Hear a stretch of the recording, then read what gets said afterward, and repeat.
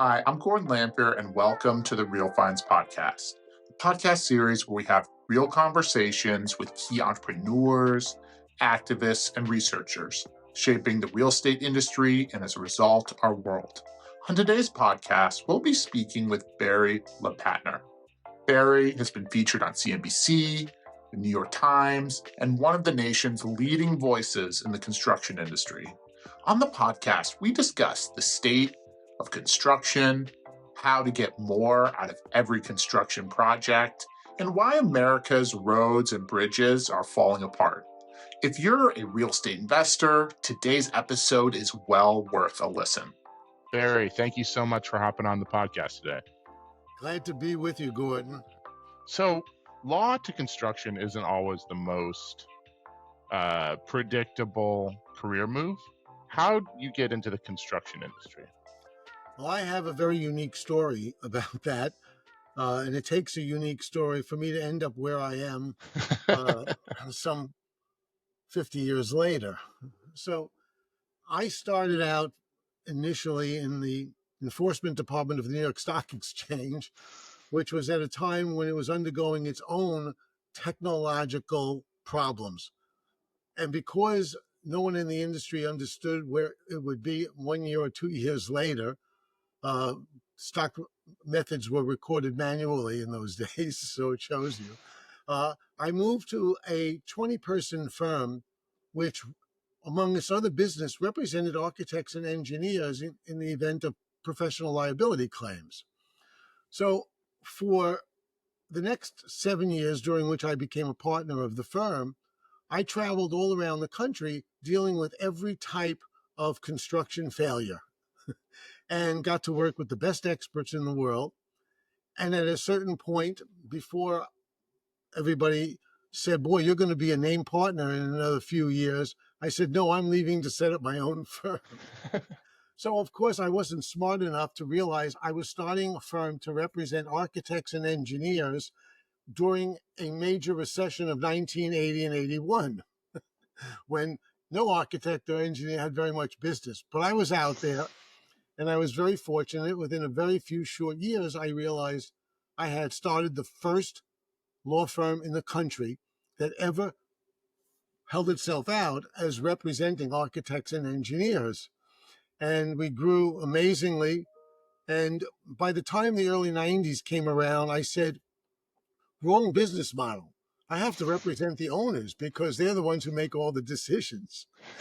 Within a very short period of time, because I was by that time fairly well known in that field, I was representing Goldman Sachs on major buildings. I was representing the new company called Starwood Lodging, who was building the W hotels.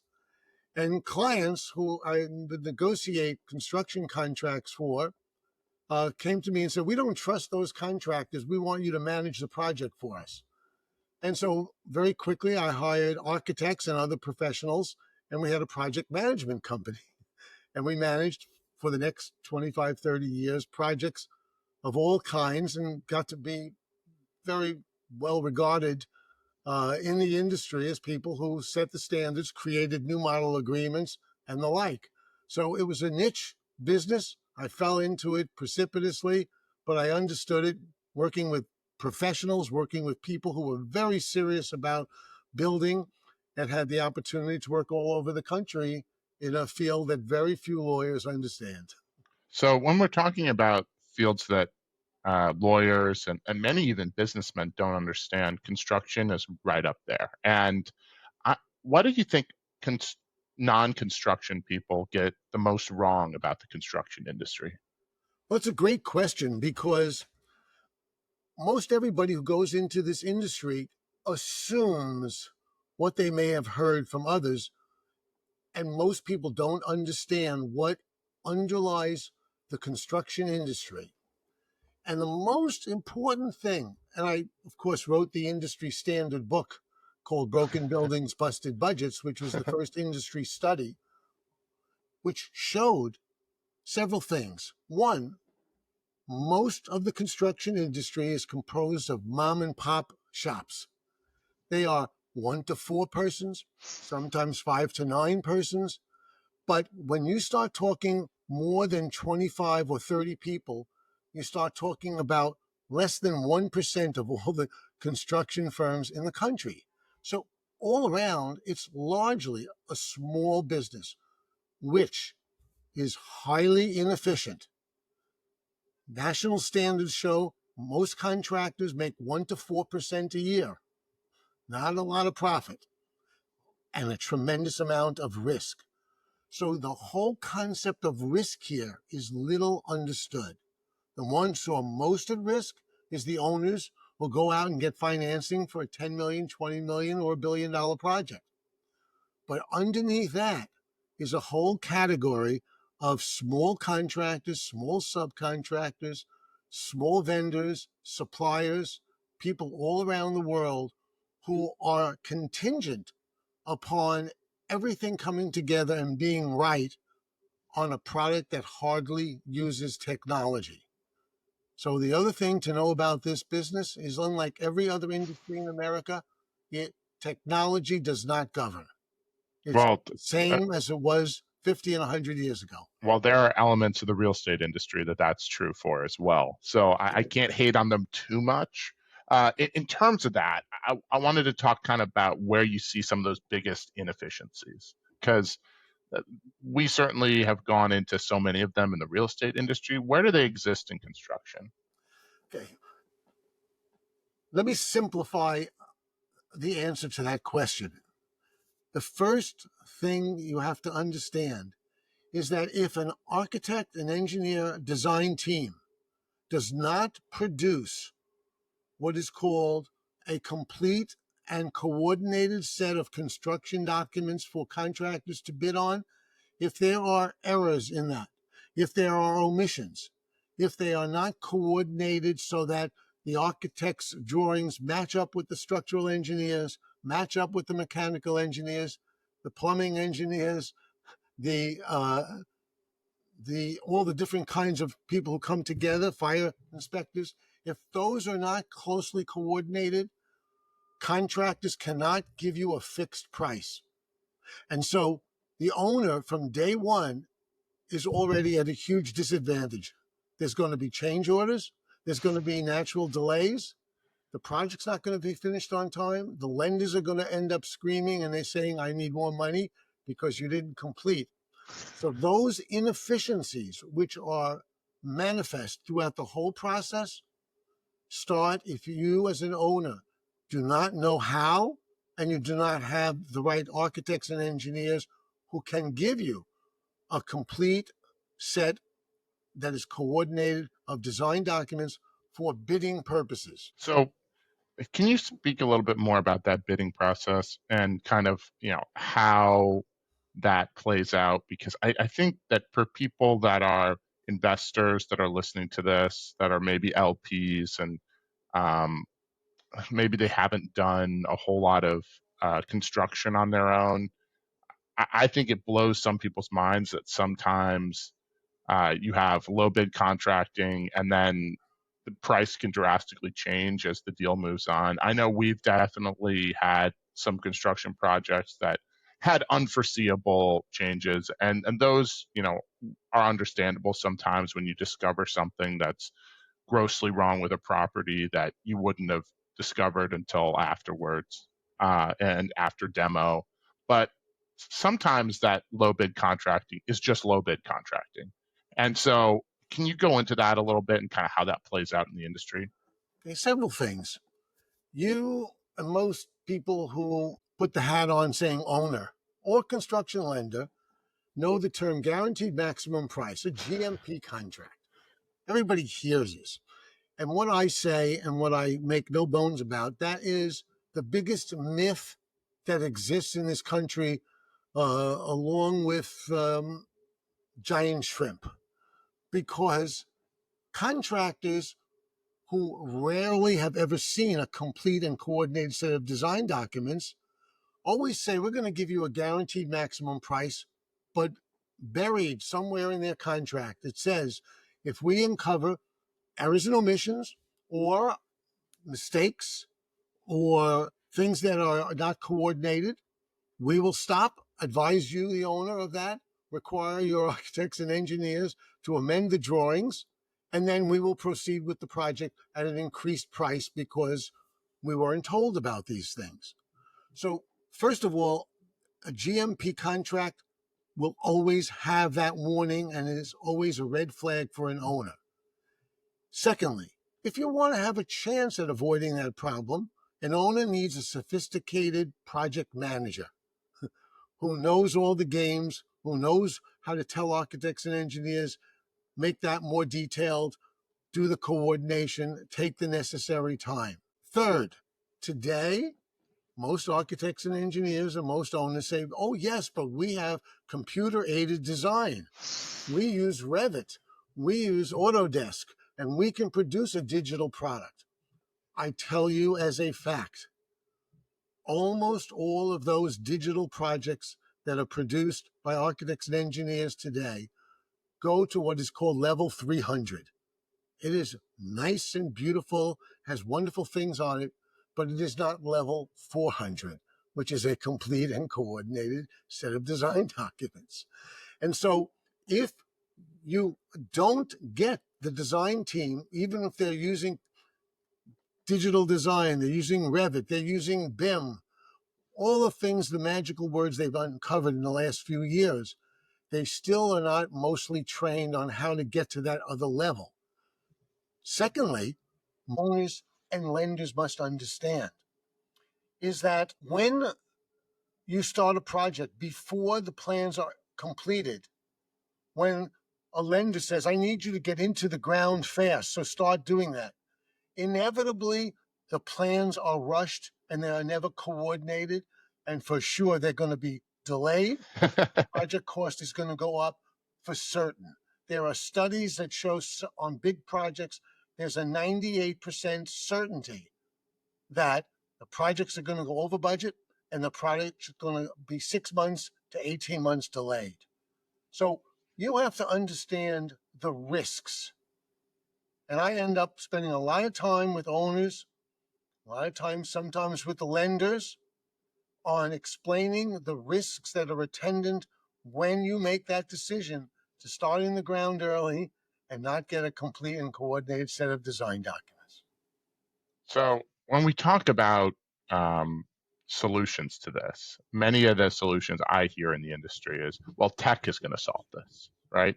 Do you think there are technical solutions that can solve some of the people problems of the industry? The industry is averse to a fixed price contract.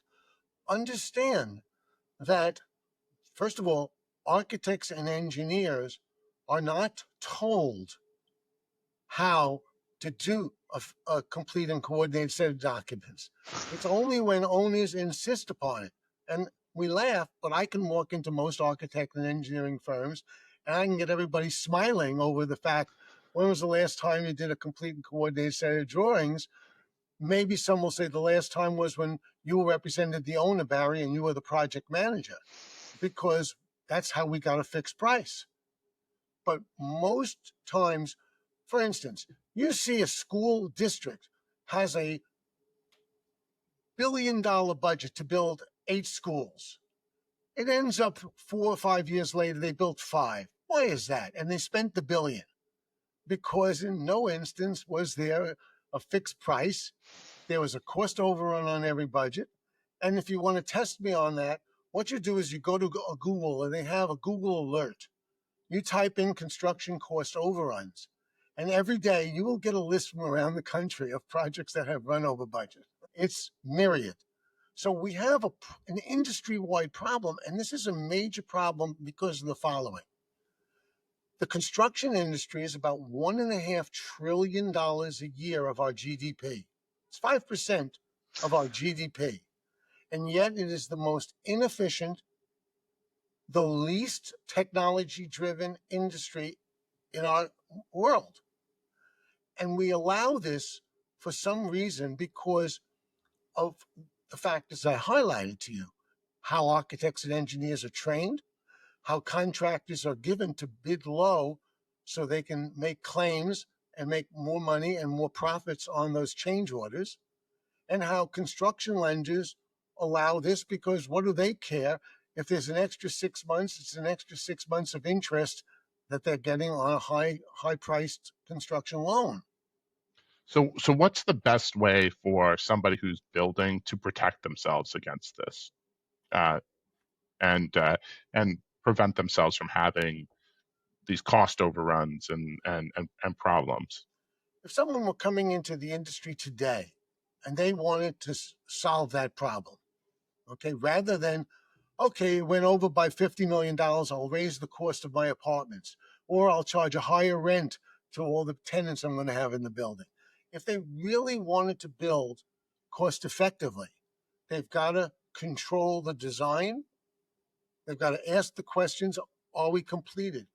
Are we have all the details in here? And architects and engineers can do that if given sufficient time. And it may take 2, 3, 4 more months for them to get all this stuff together and coordinate the drawings. But it's the most valuable 4 months because we know we've gotten contractor teams in, looked at the plans and specs, said, wow, these are complete. I said, yes, because I'm getting a fixed price from you. And the only way you're going to get another dollar is if we decide to add a floor on top of the building, or we tell you to build the bookcases out of teak instead of oak. And that's how the project is run.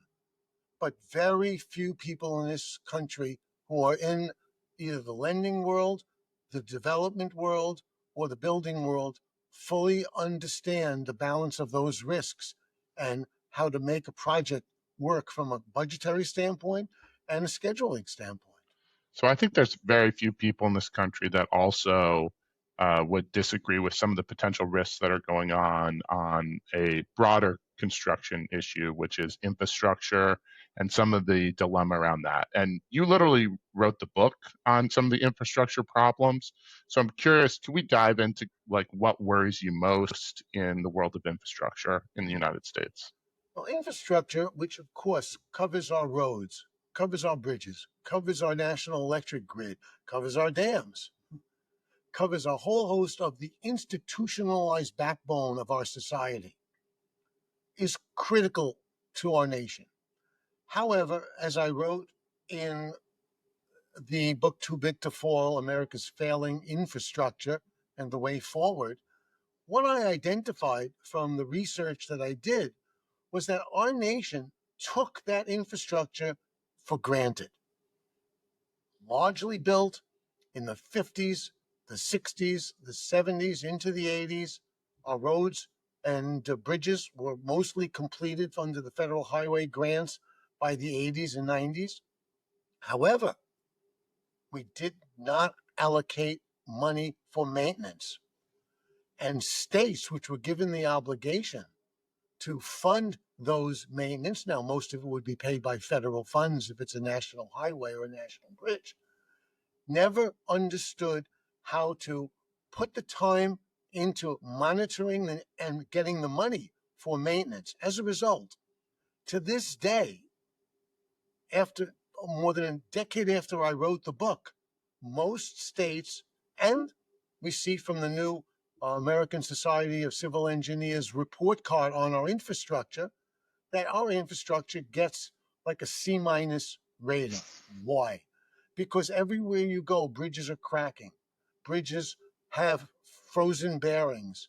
We don't have enough structural support for the traffic that is on a bridge or a road when it was designed 40 years ago for much less traffic. Dams have holes in it and are leaking and threaten downstream communities. And so when we saw only recently during the Biden administration, they allocated like $1 trillion for infrastructure. A few years later, let me report, most roads and bridges have not been addressed because it takes years for these projects to get outside of the realm of approvals, environmental problems, regulations, putting them out to bid and getting the money flowing. Pennies have been allocated from that $1 trillion bill that came out of the Biden administration for infrastructure. Relatively pennies compared to the amount of money that's sitting there waiting to be allocated to address these problems. And we still have over 8,000 bridges that could fall at a moment's notice. So I've talked to some lobbyists over the years because as a developer and someone who works with brokers and developers, we often are worried about putting in highway exits, or there's all sorts of development that ends up going in, and on both the state and federal level. We've talked to these lobbyists, and they've always mentioned to me that there are kind of two problems. One is the problem that, and we see this in property management. Repairs aren't sexy. There's not like a whole lot of political capital you get for making repairs. You don't get your name on a repair. And so congressmen and state senators and on both the federal level and the state level don't have a whole lot of love for repairs. And the second issue that we've always heard is the regulatory side, that it's a lot to get a repair done, and there's not as much political capital behind it, so it makes it even more difficult.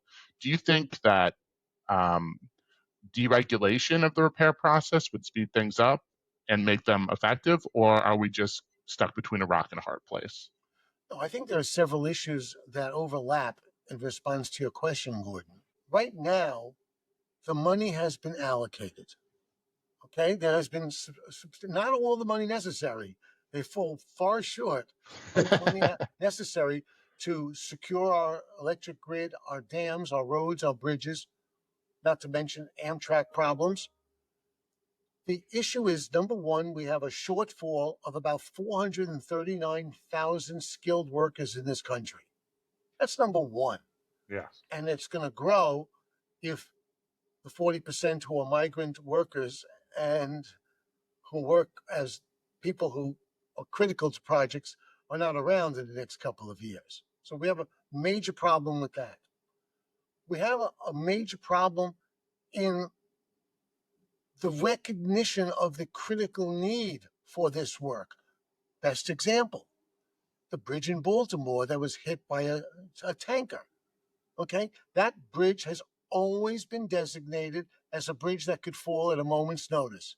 It was both structurally deficient when it was shortly after it was built, and it was what's called fracture critical, meaning if one piece of that bridge was damaged, the whole bridge goes straight down.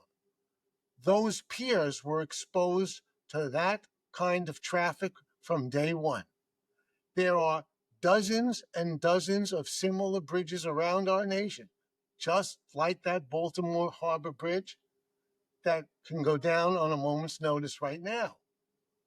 This has been the situation for dozens of years, yet nobody wants to blow the whistle and say we need to put in the tens of millions of dollars, or in the case of a new bridge like this, $2 billion to replace a bridge that when it's down, we bring the harbor of Baltimore to a halt. We're losing tens and tens of millions of dollars every month on shipping costs that now have to go all around to other ports instead of coming into the port of Baltimore. So we need to understand that this is not an idle threat to our economy. It's critical to most states' economy and the supply chain that brings things into our port, not to mention allows shippers in America to ship their goods overseas, and is critical to our nation's security because, of course, in times of critical emergency, our military uses those roads and bridges to allocate forces wherever they're needed. So I mean, it's a tremendous amount of risk that we're talking about in the system. And I even remember personally when I lived in New Orleans, there were a couple bridges that were like D and maybe even F rated that were crossing the Mississippi. And I was always kind of thinking in the back of my mind, a little hesitant, like, do I really want to take this risk to go over and get a pho on the other side of the river? But there's a lot of risk besides personal risk that's involved in this process, and there's larger institutional risk, and a lot of investors are looking at our infrastructure shortfall as an institutional risk. So how do you think that plays out in terms of developers and big money looking at underwriting that risk as part of their portfolio? Well, the best example of that is what has happened since COVID. COVID exposed the soft underbelly of the supply chain. Once we understood that ports were closed because of COVID risk, factories across the world were being closed because of that, supply chains were broken, deliveries in America were shut down. Dozens of companies overseas realized the need to what they called friendshore or reshore their businesses. And so we were in the process, only in these last 2 or 3 or 4 years, of seeing tens of billions of dollars of new factories come back. Now, here's the critical part, to friendly shores, which included not just the US, but Mexico and Canada. And that's where the cheaper labor was, because it was understood that there's no longer cheaper labor available in the United States. We are not coming back to see the garment industry restored with people in sweatshops sewing and putting caps on buttons on and so on. That will never happen in this country ever again. But what we were bringing back were companies that wanted to create new factories, many of them robot driven, high tech factories that were properly situated in places that would allow distributions quickly, more efficiently, and allow costs to come down for many of these companies. What we now have is, and I just finished a long article that's going to be published, we now have a tsunami of problems affecting, yes, the construction industry, but more importantly, the real estate industry and our national economy. And what I cited in that article was what I just mentioned, the shortage of labor, where we need, by the end of this decade, 1,000 additional skilled workers. We already have a shortage of 439,000 skilled workers, according to all of the agencies involved. We now have problems continuing because of supply chain disruptions from COVID that are still reverberating. And these are going to be exacerbated by the new tariffs, of which, as of this month, 40% of container ship capacity between Asia and the United States has been canceled. Then we have persistent high rates, where interest is still at 5.25% from federal funds. It's a 23-year high for most of the part. And manufacturing startups are pulling the plug on new projects because that's a high rate and it prohibits reasonable construction costs. We have soaring material costs. Before the new tariffs, we were seeing 9% annualized jumps, but we had a 34% jump since December 2020. That's huge, driving up the cost for housing that we need so desperately in this country. And just the cost of rising home construction. For new family single homes, the average cost has ballooned to $422,000. So we needed to understand this layering on the new tariffs. We're seeing now that we're contributing to an even larger economic uncertainty to the construction industry, but it's going to have shorter and long-term escalations and supply instability, which is going to persist for as long as a decade. So, in terms of that, we've definitely had people dive into the manufacturing side of the tariffs, and we have one of those podcasts coming out just before this. So I'm not going to get into that portion of it, but regarding the construction side of the tariffs and how they're playing out, I'm curious. One of the questions that I hear the most often is, well, some of these tariffs might get solved with regard to some of our non-China trading partners in the interim, and you might see some reductions in tariffs with places like Japan and Korea, and you're starting to see at least little tidbits of information come out of the White House regarding that. But China's still a large force in the supply chain that's involved in the construction industry, if we don't see tariffs reduced on China, and even like let's take all the other tariffs out of play, how do you see that playing out in the construction industry over the next 6 to 12 months? Not well.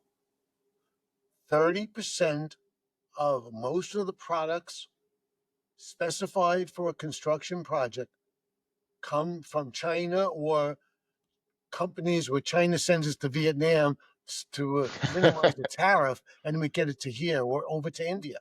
Remember, many products.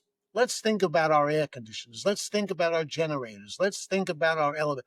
Many of them have parts that are critical to those pieces of equipment that come from dozens of different countries and are put together through different supply chains. Maybe they come together and put together in America. Maybe they're put together in Mexico and they come up by truck. But they do come from overseas. And right now, whether we reach an agreement with China or not, I'm told from various contractors and those who are dealing with the supply chains that the uncertainty of those prices in the near-term future now prevents them from giving a fixed price on a project. So an owner may find on a $50 million or $100 million project that 2, 5, 10, or 20% of the products that are going into that project are going to get what's called allowances. We can give you a ballpark number, but until our suppliers tell us in the next 3 or 4 months what the actual price is when they put it on the ship here, or what that finished product is when they finish tallying up all the different pieces that come from 29 different countries, then we'll give you a price. That is what creates fear in the industry. It creates uncertainty about costs, and it creates doubt in the minds of people like business developers or real estate developers who don't have the assurance they can make a profit, or their lenders. And those three things are predominant today when you talk to people in this industry: fear, uncertainty, and doubt. So one of the things that we're always uncertain about is the future, and I think this is a great opportunity to get into our Real Finds Final Four. And one of the questions that I love to ask is, where do you see the construction industry going 10 years out? Are we going to see potentially more technological change, consolidation? What should we be on the watch for? Well, depending, first of all, how long the tariffs are kept in place. And looking at the 5 other problems that I told you are infecting the industry right now, no one can predict where the industry will be 10 years from now.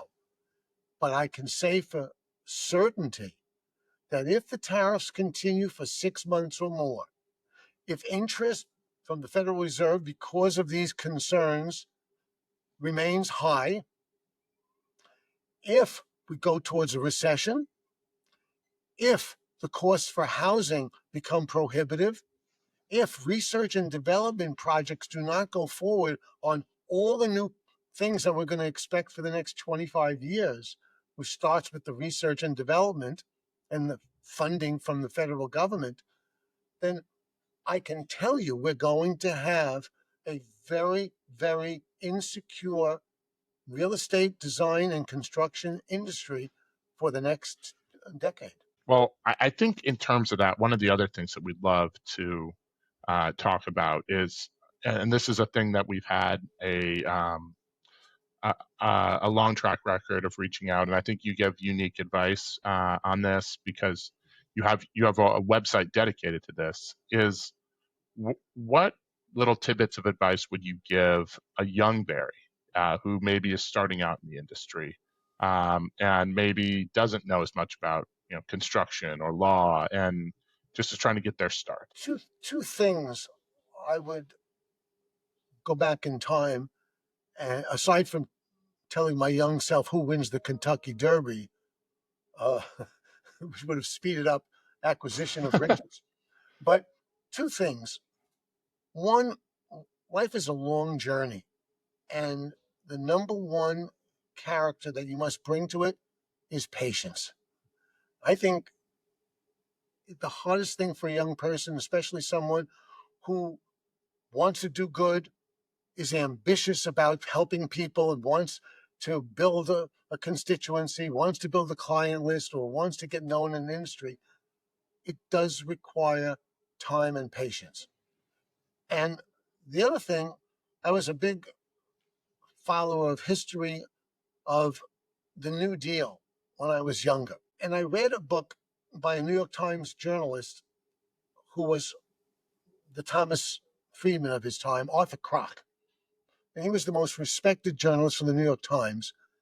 And he, in his stories, said, I had to give advice to FDR, who was very frustrated in his first year or two that the Congress, which didn't like any of his New Deal things, was rejecting all the legislation. And FDR was very frustrated for a little while before it started to pick up steam. And Kroc said to him, things are never as good as you think they are, and they are never as bad as you think they are, and they are never as good as you would like to believe. So we need a sense of balance. We need, take a deep breath. Stuff is going to happen in life. Hold the fort, keep your eye on the ball, have some patience, keep doing good things for people. All the rewards come from those things. One of the ways we get rewards is, as you mentioned, books. And so I'm curious, besides your own books, which we'll put in the comments below, is there a book that someone should pick up that would give them a little bit more advice, even if it's not construction industry related? We'd love to put that in the comments as well. Well, Gordon, I would say there were probably 3 books, none of them related to construction or real estate, that had a huge influence on my life. And probably I've gone back and reread them numerous times. The first one I read as a young man when I realized I was going to be out in the world. And I really had no understanding how people lived and worked outside of my small borough of Brooklyn, New York. And it was Andrew Carnegie's book, How to Win Friends and Influence People. Oh, that's a great book. So my grandmother gave it to me on my, I believe my high school graduation. And she said, look, you got to read this book before you start the process. And admittedly, I think for about 2 years, I was like, this is stupid, whatever. And then I picked it up, just maybe I was on vacation, or it was a holiday break, and I started reading it. I was like, oh, this is really good advice. Like, thanks, Grandma. So I can't more recommend that book, and that's a book that we consistently have recommended on this podcast. Well, you think about it, Gordon. Someday, somebody who doesn't like you or doesn't want to give you a thing that you want, you're going to need to go to them for something. Okay? Well, nobody knows how to tell you how to have that meeting. Andrew Carnegie did.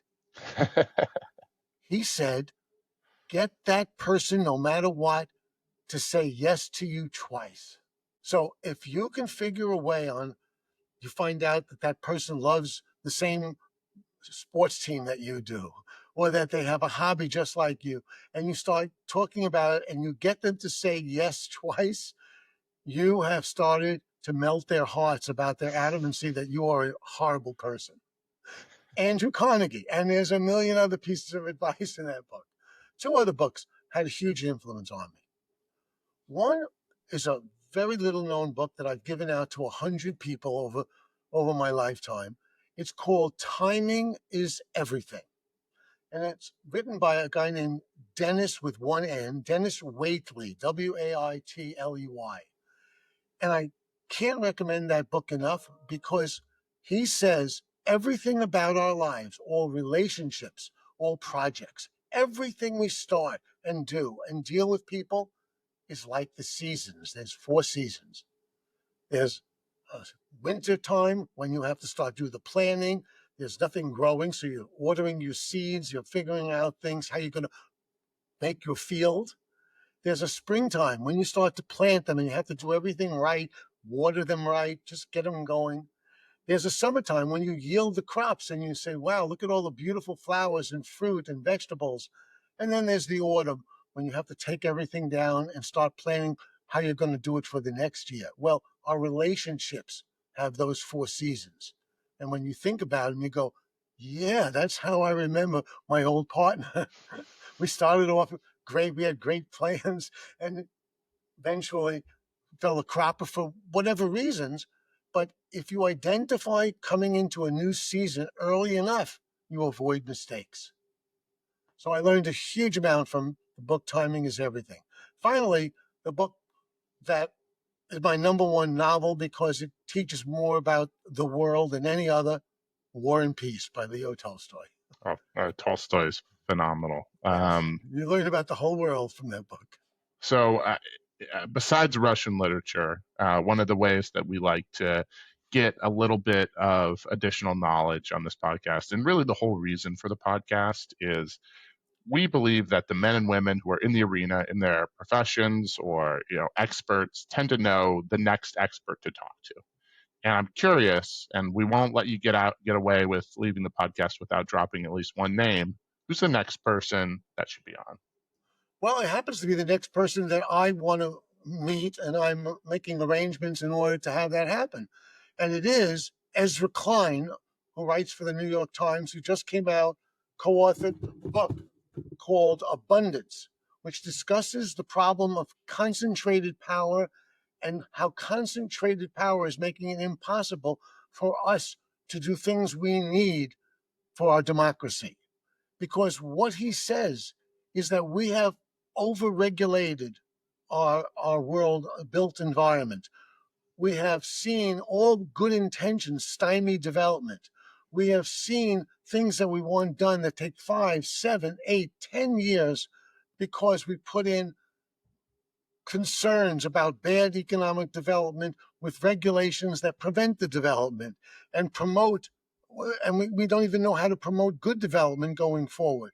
So his book talks about how instead of pursuing growth by backing zoning regulations or strict environmental laws or tying expensive requirements to public infrastructure, we have to simplify the way we identify how to build in this country and how to do it cost effectively, and how to do it more quickly to meet our growing needs.